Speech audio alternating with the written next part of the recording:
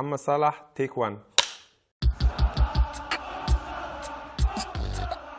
spotted the goalkeeper out of his penalty area and he just slotted it. Oh! Liverpool are running riot. And this is Salah and Mohamed Salah! محمد صلاح, take one. I want to take you back to that Champions League glory and you lifting that trophy. How was it? Honestly, it was great. You know, it's a dream for everyone, the city, the player, to win a Champions League. So something great and something very big. June 2019, and triumph for Mo Salah and his Liverpool teammates as they're crowned champions of Europe. For Salah, club glory was followed by a disappointing turn of events with the Egyptian national team at this year's Africa Cup of Nations. Just months before the tournament started, Egypt stepped in to host. But the home turf advantage didn't help the Pharaohs, who flopped out in the knockout stages. We didn't perform in the top level, honestly. So I'm not just taking. I'm not talking about the player and hiding myself. But we, as a team, we didn't perform good. But there was a lot of pressure.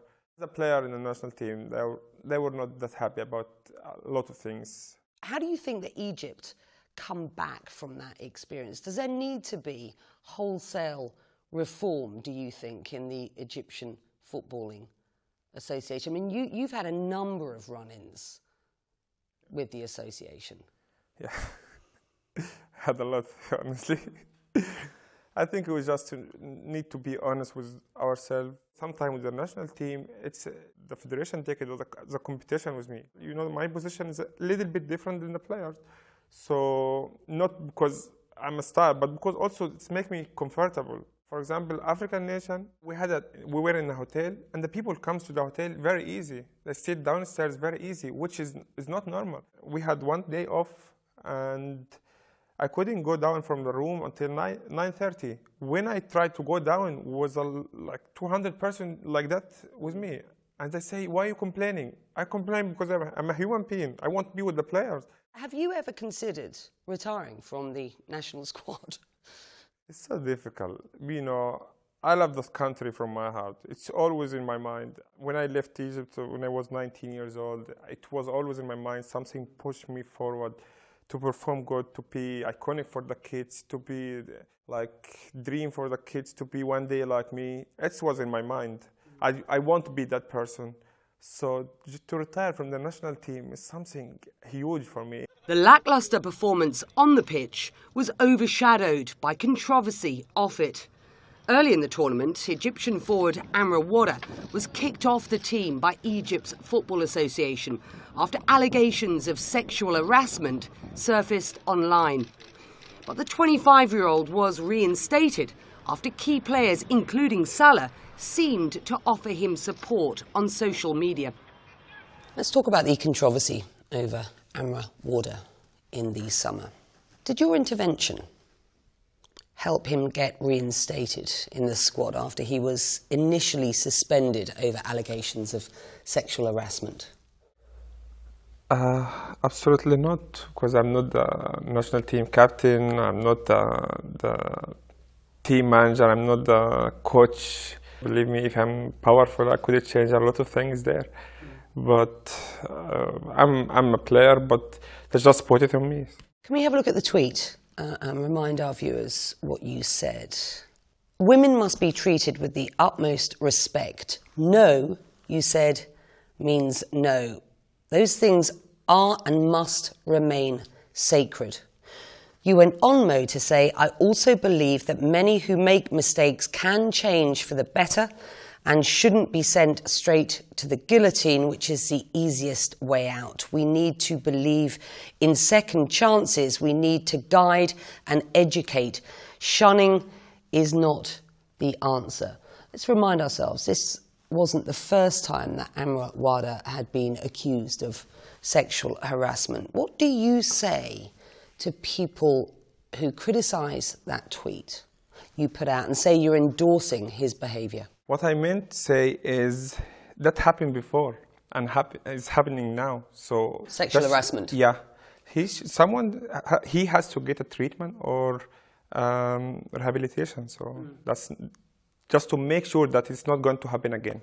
So let me be quite clear. Amra Wada and others who are guilty of sexual harassment, you use the term need rehabilitating.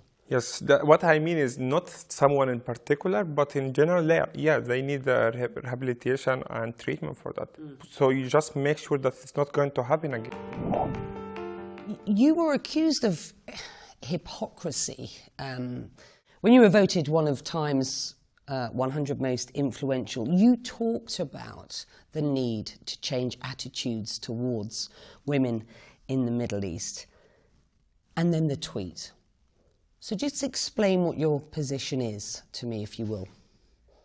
No, my position is still the same. As I told you, the people misunderstand what I'm saying. But in the meantime, what I'm talking about is the woman has to get her right in the Middle East. You are arguably one of, if not the most famous Arab in the world today. How do you use this platform to promote change? First of all, we have to accept that there is a problem.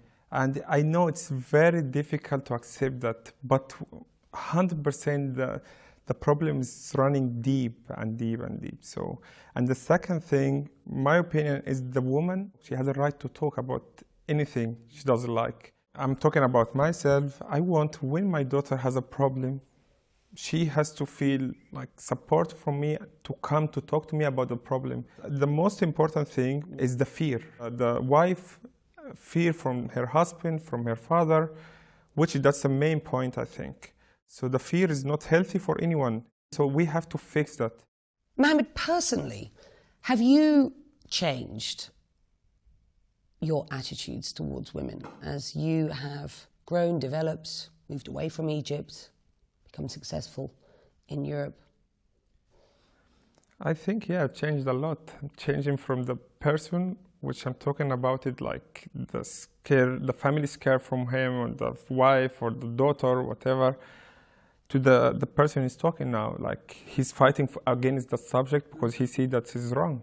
Yeah, of course, before I didn't have my daughter because I think probably I started to change like 9 years ago, 10 years ago, or I don't know, whatever. But to that person now is fighting against the subject because I can see it's very wrong. What do you think of VAR? Don't like it. But that's my answer always. Why? I love the football, how it is. It's okay, sometimes it's protect the players from dangerous play. But for me, I accept the football with the mistakes of the referee, mistakes of the player. That's how the football get more excited. That's how the people get more passionate about it. But the VAR is too fair. Last year, I had a penalty in the final Champions League, and it helped me a lot. But it's too fair. We like it with the mistakes. It's interesting that you say too fair. Yeah. You think the game needs a little bit of an edge? Of course. That's how how everyone likes football. I want to give you a good example of perhaps why you might like VAR. In a recent survey, football fans said that Vincent Kompany's tackle against you last season, for which he was only given a yellow card, Man City went on to win over Liverpool, was the episode that they most wanted reviewed by VAR. You say you don't like VAR. That's what I mean. Just to protect the players. The only reason I could really want it. So what do you think the impact of VAR is going to be on the game? More penalties for me. You will see that. Which quite possibly might help you win the Golden Boot again this year. Of course I want it, but for me the team trophy comes first. Team trophy comes first? Especially the Premier League. Even if you got third boot in a row? No, it's fine. I will get the third maybe next year, it's fine. You, Mane and Firmino scored a combined 113 goals in the last 2 seasons. How key is that trio to Liverpool? It's a teamwork. So, yeah, maybe we scored the most of goals for Liverpool, but I can't take that from the other players because really they work really hard, they defend a lot, they give us each ball And we always try to make the difference. The most important thing is like keep winning, keep winning, keep winning, and the goals will come. Do you feel like a goal-scoring machine, just out of interest? No, because I'm not a striker. I play as a wing, so it's my proper job not just to score, has to also give assists, play with the midfield. So yeah, I play as a wing, which no one recommend that for a long time. And are you comfortable there? Is that where you want to be? Yeah, I'm comfortable there. Yeah, but I mean, but it's not my first job. Like number 9, his job only to score, only to score. But as a wing, it's not just to score. It's to give assists and play with the ball, play with the team, do a lot of things, to go defend. So it's a tougher job and it makes you a better footballer? Could be. Could be. Have you told that to your friend, the number 9? No, but honestly, our number 9, Bobby, he's right. He's one of the best players really I have ever played with. It was a fantastic season last year. Manchester City bested Liverpool at both holding possession and scoring. They also had a slightly better record of moving the ball from the middle third to the final third. Thinking about this season to come, how key is that going to be for Liverpool? I think it's different. Sometimes it depends on the game. Sometimes you have experience now to just win the game 1-0 and that's enough. I think we did that like last year 7 times or 8 times. So it doesn't matter how to keep the ball or how much you keep the ball. It's just about how to win the game. You've played 11 months in a row with practically, well, no pre-season and very little training. Are footballers asked to do too much? Are you knackered, is what I'm asking? That's what makes football so exciting. The people love the football, the passion and everything. So I'm happy to play each game. I don't want to even rest one game. So I'm happy to play for a long time. There is a huge expectation on footballers at your level. Are these expectations at times too high, or do you feel they're entirely appropriate? If you play in a club as like Liverpool, there is always big expectation. You have to win something, so there is always expectation high in the football. If it's not from yourself, it's from the people because they want to see the club winning something. What's the message at the beginning of the season to you lot from Jurgen Klopp? Keep working hard, and if you want to win another thing, you have to work harder than last season. And you have to really be humble and, okay, the Champions League is over. It was last year, so forget it. Fight for the new trophies again this season. 97 points and you're a point shy of winning the league. That's tough, isn't it? Does it feel like a long road ahead at the beginning of this season? I think yes. But, you know, we play against Man City. We know I think both teams are the same level at the moment. So we just need to focus on our game, not their game. As much as you can win each game, it's gonna be okay. Like last season, I think we lost only one game. So this season we have to focus on ourselves not to lose any game.